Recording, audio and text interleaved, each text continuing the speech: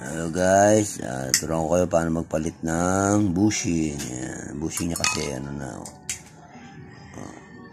Kaya nag-stack up yung shafting kasi sobrang dumi na. Tsaka maluwag na. Ayan, papalitan natin ang bushing.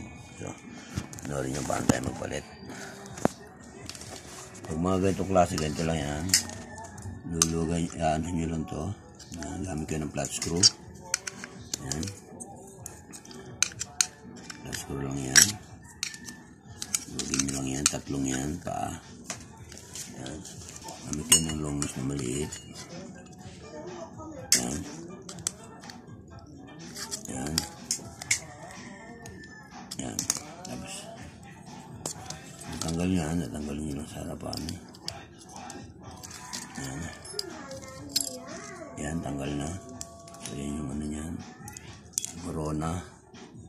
Ito yung kanyang lagayan ng langis. So, ayan na. So, linisin muna natin. Linisin niyo ulit para mawala yung dumi. So, ayan na. So, pagbubalik niyan, ito yung papalit mo. Tapos, ito lang corona. Yan. Ayan yung nilalagyan ng langis.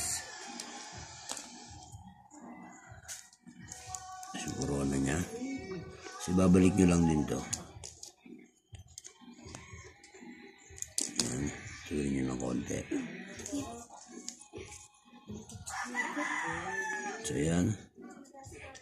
Babalik nyo na lang ulit dun sa ating pwesto niya yan. Yan. Pag binaliktad mo yan,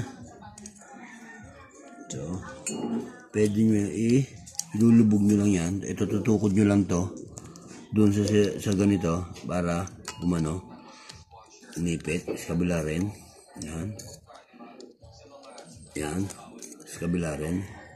Ito. Yan. So, ipit na yan. So, yaanin nyo na lang ito.